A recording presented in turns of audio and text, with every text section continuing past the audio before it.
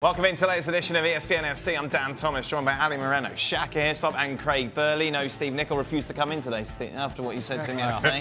We were just feeling... You bullied him. You bullied him. Very sensitive. He's hot. He's at home.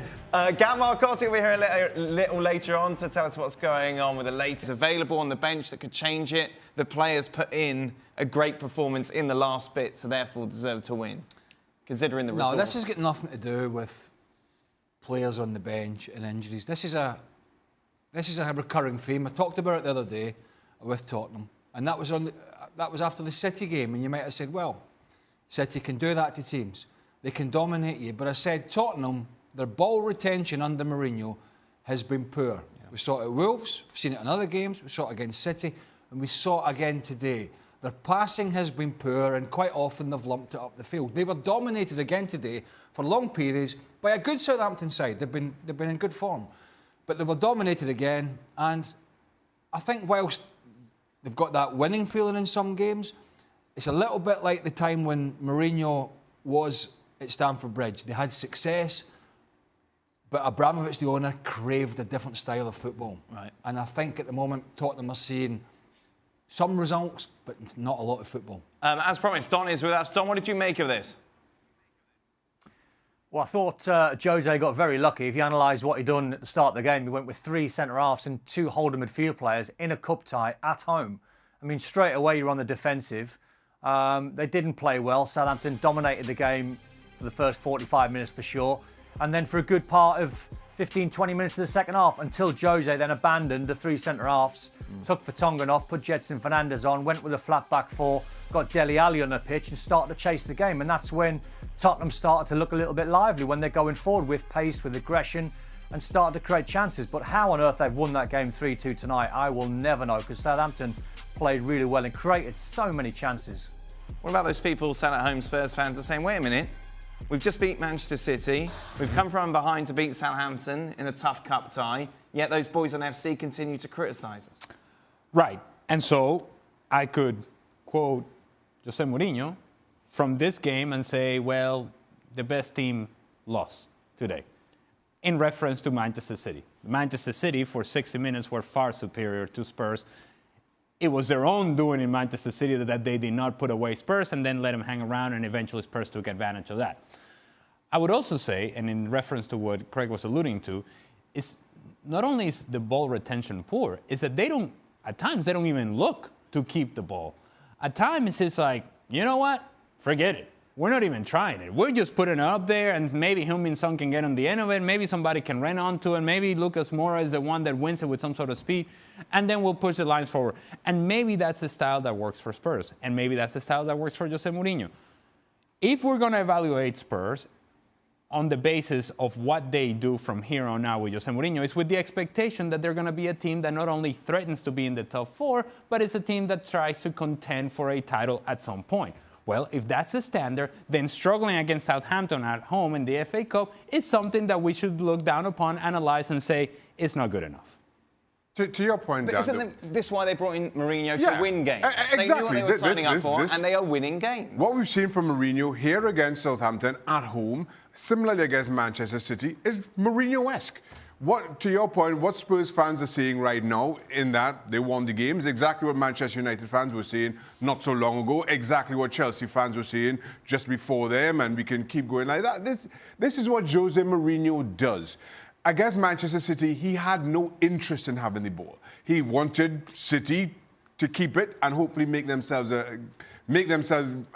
mistake, which they got through Zinchenko sending off. And you capitalise on that. This is how Jose Mourinho has gone about his business over his last few appointments. You take it. Well, if that's who you are and if that's what you want your club to be, you take it. But if you're neutral and you think that a club like Spurs with a manager like Jose Mourinho and his experience should do a little more, offer a little more, then I think you're right in the criticism as well. Just looking at that, almost... just over 40% possession in this game today. Southampton away in the week before in the cup or whenever it was, 40% possession away. City was less, And Norwich at home, the last game was 50-50. Norwich, the team at bottom of the league, 50-50. So what you're saying here is he's not bothered about a possession-based game. And we kind of know that with him, but I don't think it can last. These kind of results, this kind of smash and grab, in particularly the City game, I don't think it's got longevity. Right. And I think if you're a Spurs fan, you're looking at it thinking, yeah, I'm great to be in the next round and fantastic to beat City. But let's look at the big picture and how we played within the game. And it was pretty poor, and it was again pretty poor today. One of the reasons is, I think, Dan, is that amongst all these, call them the modern managers now, a lot of them want to press. So when they win it back, they're high up the field a lot of times, and they've got bodies forward.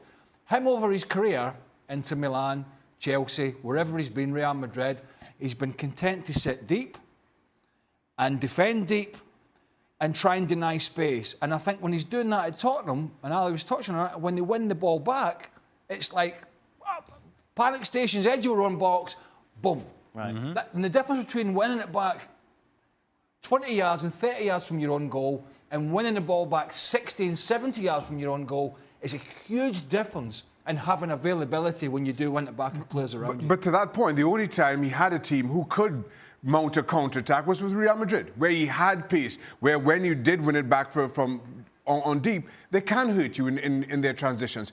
Everything else, and which has been my main sticking point with him, is everything else, you've been sitting, waiting and hoping for the opposition to make a mistake, or you get a set piece, and you know Mourinho who likes to sign big, tall, physical players, that's where he gets his joy. I just feel the game's moved on from that. I'm all about getting results. But if you continually give the ball away, when you play the better teams on a more regular basis, you're not going to get consistency in results. And find me a Tottenham fan that watches them in the last few games under Mourinho and say, we're passing the ball well. And I know they've got no Harry Kane, I understand that, but you can still pass the ball. Lots of teams have done it without strikers. And that, I think, going forward for them is going to be an issue. How much patience does the Spurs fans have with this style of play if it means they win something, Don?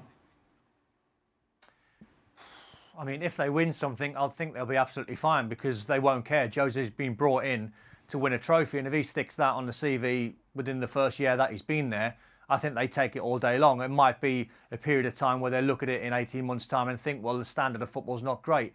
I think the lads are absolutely right. When you watch Spurs at the moment, they are a tough watch.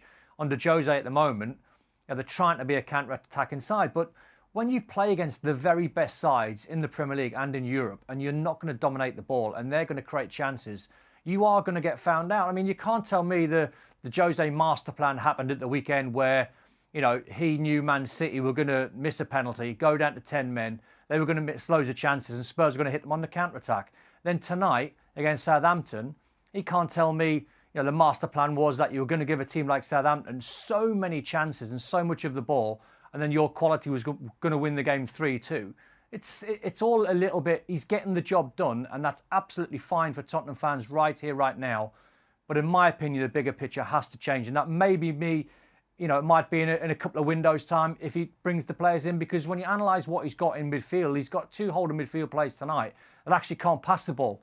You know, Harry Winks is very limited on his distance. You know, he can only pass the ball 10, 15 yards. He's not a sprayer of the ball. Eric Dyer is a player that likes to sit and protect. He's a centre-half come hold a midfield player where he likes to protect as well. So it might be a window or two before he starts bringing in those type of players, because at the moment, they can't do it. You know, I think there's been a bit... I honestly think, Dan, there's been a bit of a sea change. And going back to the question you just asked Don, I think there's been a little bit of a sea change with the fans. In terms of what do they want? Do they want trophies? Is that the most important thing? Or is going to a game and being entertained the most important? They want success, don't they? Well, they want silver.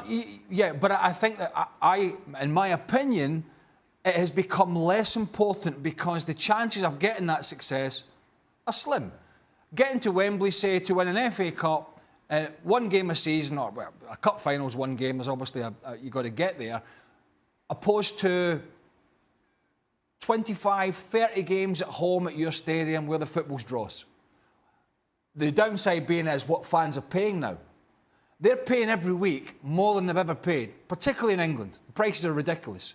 And they're paying that because they want to go and be entertained. But don't you think Pochettino, 5 years there, entertaining football, Yes. good to watch, didn't deliver anything. So Jose's come in, and they are going to give him time because they're thinking, right, if this man can come in and we're playing dross football, but we can win a trophy at the end of it, then that's fine. I'll swallow it. I don't mind going and watching that. I don't mind paying to go and watch that because I want to be able to celebrate silverware. I'm not sure that's correct.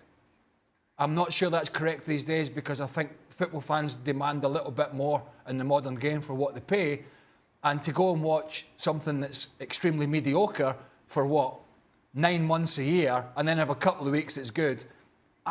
Maybe 25, 20, 30, 40 years ago, that was fine. I don't think that's... And it's a big if as well. What you're saying is an if. Yeah. If you win something. And it's a club with a history of not winning a whole lot. And so to assume that then Mourinho just comes in with a magic touch and that changes overnight, I don't think that that's the case. But they got a good chance of winning the FA Cup. Well, here's the situation that people are going to run into as well. When you watch, right now the best team in England is Liverpool, far and away, and you watch them play and you watch their method of success, just like it was when you were watching the Barcelona with Guardiola, and that was their method of success. People are drawn to that and want to do that and want to see that in their own stadium. They want to see that energy and that intensity of Liverpool where they are winning the ball in advanced areas, where they're going in the attack. They are taking the game to others. They are the aggressor. They are the ones on the front foot. That doesn't happen with a Mourinho team. It has not happened. It's not happening now, and it will not happen. And if the game is moving past that idea of just sitting back and just absorbing pressure for the sake of absorbing pressure, then at some point you have to be able to adjust. And I don't think Mourinho has in his makeup that willingness to adjust. Well, what you're also seeing is the fickleness of football fans. And this is not unique to Spurs. We're using Spurs as an example here. But to Ali's point, Spurs don't have a history of winning an awful lot. They do have a history and prided themselves on a certain type of football. That this is the Spurs way, this is who we are, this is how we play, and if we can't get success playing this way, then so be it. But now all of a sudden, that football has gone. You see the fickleness of fans coming out, well, we want to win something. We'll accept this kind of football as long as it delivers us silverware. And again, it's not just a shot at Spurs. Every single club, certainly clubs that Mourinho has managed with recently, you've seen that transition almost. Mind you, 2 weeks ago, the conversation was, what's wrong with Spurs? See, they beat Manchester City and they went to the end, now all of a sudden it's like, well, they could win trophies now, so it's all worth it. Let's relax. But I think the perspective has changed. If you take Leicester for an example, Leicester win the league. It's one of the greatest stories in sport, bar none, certainly in the sport we cover. Then it all sort of unravels for Ranieri and Claude Puel comes in and there's a realisation the chances of that happening again are pretty much not going to happen again. But then the football becomes pretty dire under Claude Puel and Leicester fans are saying, look, we get it. We've had our big moment in the sun and it's not likely to happen again in our lifetime, but we wouldn't mind paying to go and see some good football because the football under Claude Puel in the end was rank rotten. And so their club made a decision that they'll go on a different route and, you know, they're arguably not going to win anything, potentially under Brendan Rodgers, but they played some bloody nice stuff. And I think for the football supporter these days, I think that's equally as important, particularly for certain clubs, than it is to say, here's a Carabao Cup at the end of the year. Let's just remind you then of the fifth round draw, obviously complete. Lewandowski then 35 goals in 29 matches, 3 assists. But look at the assist numbers, not good enough. Let's start with Don. Don, where do we start with Bayern? As it stands right now, how good are they? I think they're getting there. I think they're going through the gears. Obviously, in the last 8 of the cup competition, Leipzig have gone, Dortmund have gone, so they are favourites for that, probably alongside Leverkusen and Eintracht. But at this stage of the season, you always feel as though even Bayern could be sitting in 4th or 5th position in the Bundesliga, and then something happens to them over the Christmas period, and they get all the games out of the way, and they inch the way to the top. And now they're sitting top of the Bundesliga. You probably expect them to go on now and win another title. Defensively, though, you always feel with Bayern that there's this vulnerability, Don. Yeah, well, I think that's been Bayern's way probably over the last 2 or 3 years. They've never looked as solid and as as strong as they have done probably 5 or 6 years ago. They look really invincible. So it's going to be a little bit of time, whoever comes in. I mean, the major rumours are that Thomas Tuchel might be back in charge in the summer. I don't think he's particularly getting on with the hierarchy and the players at PSG, so we'll wait and see what he delivers. He can go deep into the Champions League. It might be another story, but that's the big rumour. If Tuchel comes back to Germany and into Bayern, you would imagine he's going to sign, you know, some really high-end players, because Bayern over the years have always been strong. They've always been solid at the back. Still got some excellent players. You mentioned the front players. I mean, Lewandowski has to be the red-hot striker in world football at the moment. So going forward, I don't think it's a problem. They might be trying to add Leroy Sané to that from Man City as well. So you do get the impression that if Bayern can get over the line this season, they might have a big spend in the summer. Bayern, of course, got Chelsea next in the Champions League. Don, can they go all the way? What, and win the competition? I don't think they can. I think there's some teams that are better equipped. I'd certainly put Liverpool, Real Madrid, and I think PSG have got a real chance. I've said it since day one, or match day one, when they really give Real Madrid a heavy beating. I think the signing of Idrissa Gueye in midfield alongside Verratti, you know about the famous four at the top end of the pitch. So teams are going to have to outscore PSG if they're going to win the competition, but I don't think this is going to be Bayern's year. Lewandowski, Benzema, Aguero. Who are you having at the moment? Who else are we throwing there? Mbappe, maybe? What do you mean, who? As a striker? Yeah. Lewandowski, and it's not close. Yeah. Really? I was a bit confused by your question there. Yeah. Why? Because I didn't think it was much, because I just think he's head and shoulders. Yeah. Yeah, it's not close. And well, you just saw the numbers. The numbers are ridiculous, but it's the certainty with which he's finishing his opportunities. It's the fact that the ball goes into a dangerous area, and you know two things for certain. Lewandowski's going to be there, and if he's there, he's going to finish it. When you have that level of confidence by a player individually, and then from the rest of the team, knowing that he's going to be there to finish, it makes your team that much better. I think the only thing with Bayern is the one crummy comfort I would say is they're not the only team to have issues at the back in the Champions League. If we're talking Champions League, elite level football, they're not the only team that has issues at the back with the big boys. PSG are not rock solid there. Man City have more than a couple of issues at the back. Barcelona are having their issues at the back. Clearly, Liverpool have the best front three and best defence with the best centre-half in the world in Van Dijk. But whilst you've got Lewandowski in that form, if that continues, the one crummy comfort is, in knockout games, you're going to have a chance. Absolute minimal. He's going to give you an opportunity to try and get the basics right. What does this mean for the power rankings, Shank? Well, you'll have to. It means Leipzig are in. You'll have to wait until Friday to find out, Dan. I can't really reveal that at this point. Still only Wednesday. I'm with everybody here. Lucas Hernandez back in training for Bayern. Maybe that changes things. But them, like a few others, have problems at the back. They have potential to go deep because of the midfield and who they have up front, but you just don't see them winning. I wasn't going to tell you this, but somebody came on Twitter today, caning us. You lot don't have a clue. None of you shouldn't be even in this job. And as for Shaka's power rankings... That's a regular occurrence. Oh, yeah, sorry. Sorry. I thought there was going to be someone saying, I really like Shaka's power rankings. People see me in the grocery store. So what you're saying is that's not news to you? Well, no, not at all. People see me walking the streets. As Don mentioned, Bayern are just starting to get things together, aren't they, regards to the league campaign. Top of the table after the weekend's results. One clear of top of the power rankings, Leipzig. One story, of course, leading the newspapers in Spain today. Sports tsunami. This Messi against Abidal. Meanwhile, AS goes with Chaos FC. The Madrid papers loving it. Meanwhile, back in Catalonia, explosion, Ali? Explodes, blows up. And punch. The Messi punch. Messi's punch. Messi's punch, the front page of Marca. Gab Marcotti with us. Gab, we understand that Eric Abidal will remain in his job. Is that it? Is it done now? Done and dusted? Turn over to the next page?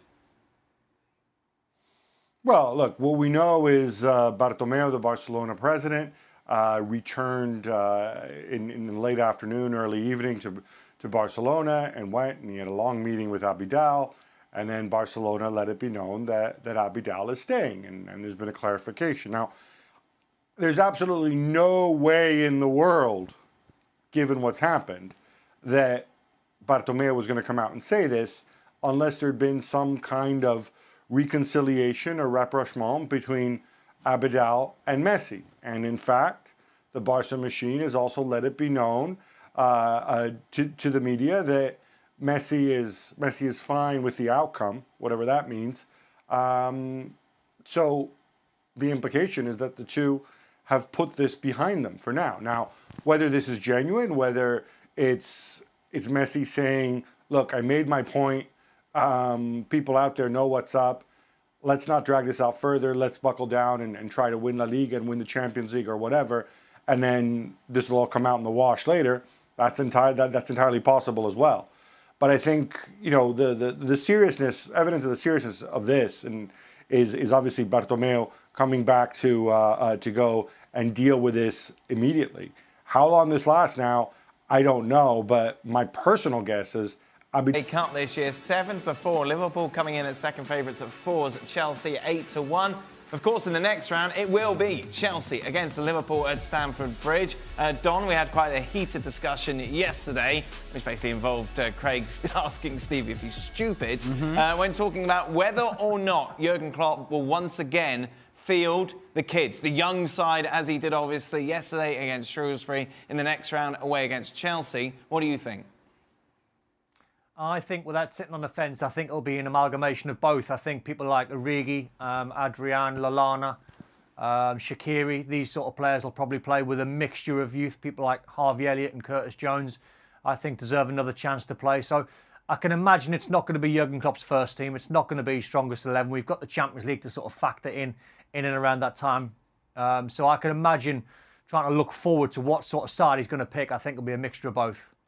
Meanwhile, for Chelsea, it was a big surprise, wasn't it, at the weekend in that game against Leicester? We saw Kepa drop to the bench. Here are some stats for you. If you understand them, you're a better man than me. Let's talk about the save percentage, though. The second worst in the league at 56%. That's one that certainly is worth referencing, isn't it, Shaq, in the sense that... Go to the bottom one. Yeah, I don't know how to explain the bottom one, so let's reference the save percentage. Goals prevented. -6. How you end up with a negative number for goals prevented? You're the rocket scientist, Shaq. I don't know. But yes, listen, the second worst in terms of your save percentage is not great, especially considering what's gone on in recent weeks. The truth is, I thought Kepa started the season reasonably well, but has faded desperately during the course of the season. And now he's not at all reliable. But what is that saying to your first team goalkeeper, most expensive goalkeeper, of course, Chelsea have ever paid for, that you're bringing Willy Caballero in as a replacement, thinking that he's better? No, I don't think for a minute he thinks he's better. I think I think Frank Lampard is trying to make a stance now. From what we hear, he doesn't particularly fancy him. I mean, for obvious reasons, but I think there are other reasons there, probably. And he's saying to Chelsea, look, if I'm going to be here long term, I want another goalkeeper.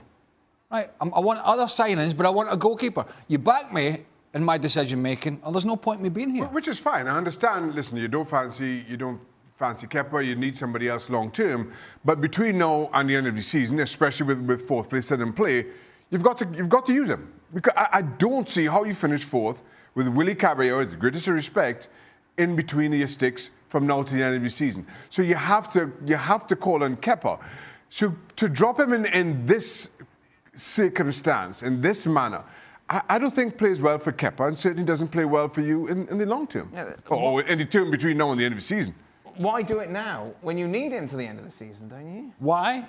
Because he's getting scored on every 2 shots. But it's Willy. Huh? It's Willy Caballero. Yes, just as terrible. Well, hold on a second. But this guy's no good.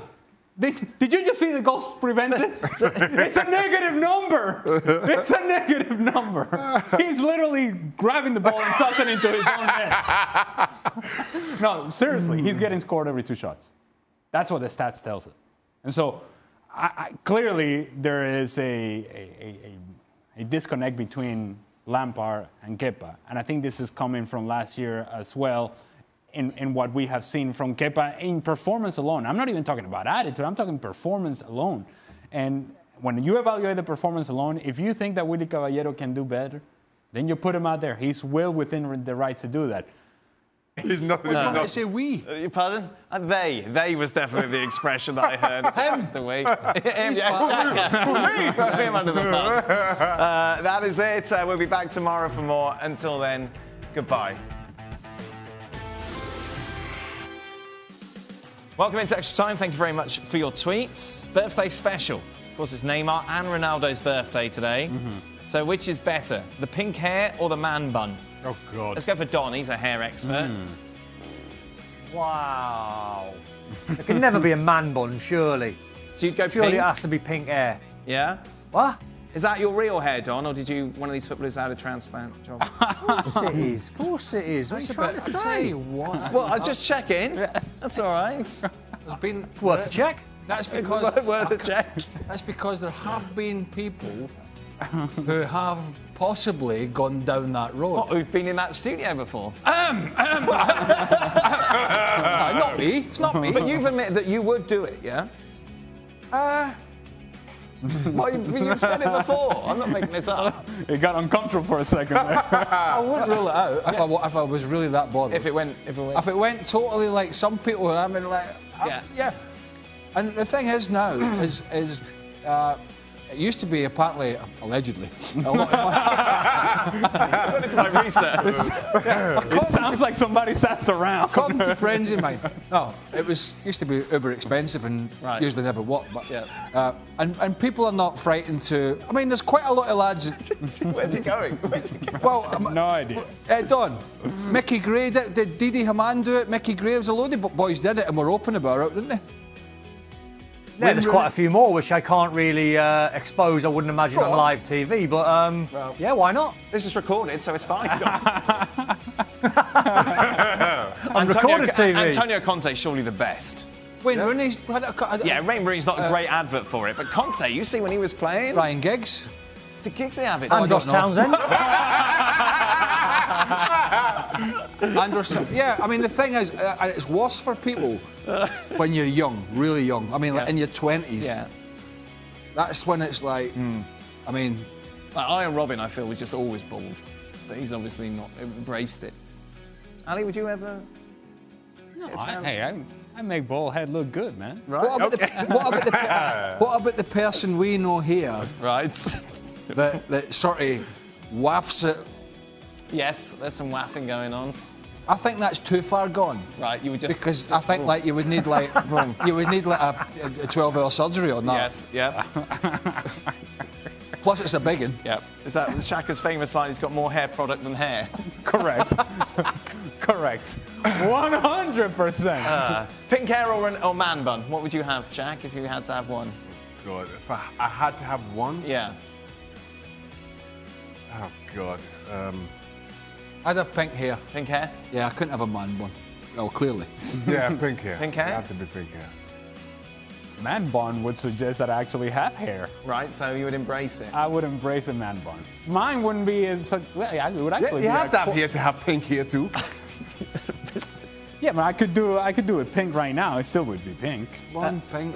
Shaka, would you let Edison take the penalties at Man City after Gundogan missed his one? Pep said he was the best at it, so why not? Why not? But then what happens if he's got to run back then? Then don't miss. It'll be all right.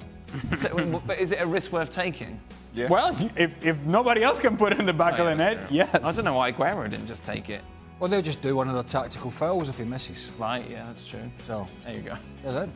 It's sorted. Don, what was the craziest transfer rumour you ever heard about yourself or a teammate from your playing days? Oh, Good question. I had a crazy one about myself, maybe going to Inter Milan many years ago, and that was crazy, but I was buzzing for about 2 weeks after it, I can tell you that.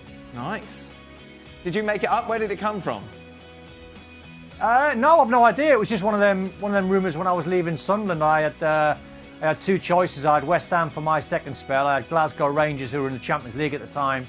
And those were obviously the two contenders, but there was a little rumour about Inter Milan, and I was like, man, if that can come off, that would be amazing. And I was weighing it up. Do I go Champions League? Glasgow Rangers, great league to play in. But I had unfinished business in the in the Premier League with West Ham in my second spell. So the pull, obviously, to London and obviously playing alongside Xhaka was too great. Would your agent ever put little transfer rumours out in the media to up your value when it came to contract negotiations, Don? Is that a done thing? I've never, no, not for me. Maybe that's a modern thing, or maybe I'm naive, but I would never ask that of my agent, and it's not really my cup of tea, that I don't think. Any rumours about you that you thought, well, that comes Lots. from? Yes, yeah, on the back page as opposed to the front ones of the Daily Record. Yeah. Not really. Jack?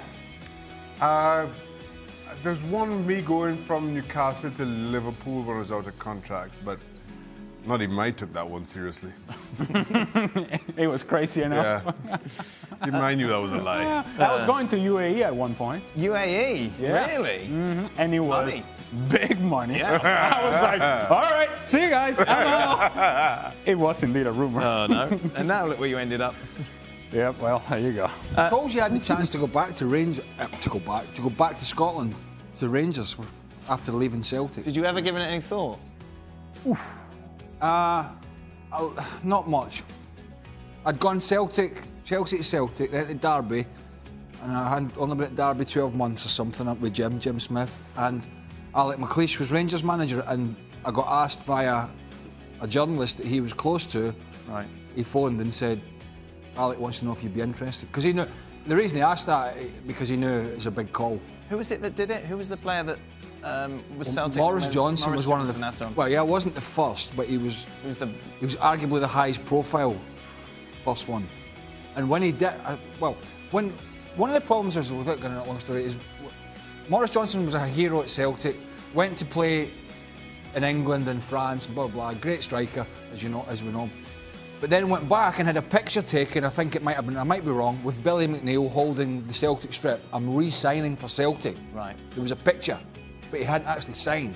And then Souness, who was the manager, offered him bundles, and then whatever time frame later, he was stood with the Rangers top.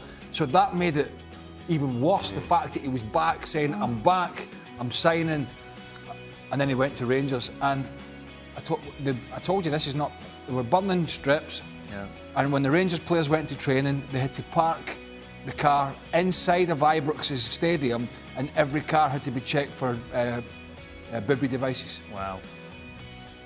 That's how serious it was. Would you have played for Rangers? Say they offered you stupid money. I wouldn't have done it because I didn't want to go back into that goldfish bowl. Right. Were there a team that you wouldn't have played for, Shaq? Like Newcastle, Sunderland, I suppose, are big rivals? No, you would just take it. Yeah. Yeah. Don, is there anyone that you wouldn't... I suppose you played for Liverpool, Everton, you just did the whole shebang, didn't you? Yeah, sorry. I know. I done probably the worst one I ever done was when I left West Ham to sign for Millwall. And I've regretted that ever since. And I've done it on the fact that I wanted to be close to my firstborn, who was about sort of, I don't know how old he was at the time, 10 or 11. And I had chances to move to Australia. Not so much MLS, but there was sort of little rumours, but Australia was the big one. And I could never, ever imagine being that far away from him. So I signed for the closest team to West Ham, which was Millwall. And what a disaster that was. I lasted 6 months and I couldn't wait to get out of there. Wow. I would have done it if I was single. I'm sorry, we're still talking about football. No, I wouldn't have put. I wouldn't have put kids back into the school system with that scenario. Right, sure. Because as people say, it's not a problem, but it is. It can be a problem. So I wouldn't have done it for that reason. What would you have done if you had There's always an ulterior motive. If I'm given something, I say a single, Yes. and you're thinking something else. Well, I don't know, it just came out of the blue slightly. What would you have done if you had a winter break and was single? No, wait, just what would you have done if you had a winter break? What would you have done if you had we did have a winter break. We had a winter break in Scotland, and one of the times I was there. So what did you do? Well, We took the winter break was a break. The players could go and do what they wanted. Right. Holiday, i.e. Okay. I think we went to Disneyland Paris Oh, nice. on the. It's been cold and horrible, isn't it? Yeah, you don't sunbathe at Disney. You go on the rides. You don't. Right. You don't see people in like speedos, like lying about. So you see people on rides and all that. It's like not. You had nice breaks in MLS, didn't you? It was quite big holidays. What did you do? Well, I would go back to Venezuela. Right. Now, at the request of my national team coach, he wanted me to play during that time. Oh. At which I said, you know what? Maybe not. I'm not allowed. MLS, actually, there were times in which they were sticklers about it. So you just say, you use MLS in a way to present it to your national team coach. Say, not allowing me to play. Yeah. What a problem this is. So took advantage of the break. Shaka. Go back to Trinidad. This is what I did with every break. Yeah. Every break except one. Went back to Trinidad. You have a private plane back in those days, Shaq, with your big money, hammer of the year money? I flew Caribbean Airlines. Yeah. His own plane, but number plate in the front. Sure, Robson there. Robbo walking by, going, you've gone. Don, did you have a winter break? You can't have, no? Never had a winter break. No. If I had a partner, I'd be going Dubai. Oh. If I was single, Vegas, baby. Okay, final one. For Craig, what's your favourite goal you've ever scored? That's a difficult one. He did, one time we were discussing whether he ever scored at me, and he found it on YouTube rather quickly. Yeah, I know. I think he had it saved. I didn't find it rather quickly. I had to search for it. No, he didn't. It was He right found it- there, right there next to the right to hair his favourites. appointment. Don, what's your favourite goal, Don? Not the Craig scored, that you scored. Favourite or best? Favourite or best? Favourite is the question. Favourite has to be Scotland winning at Wembley, scoring the winning goal.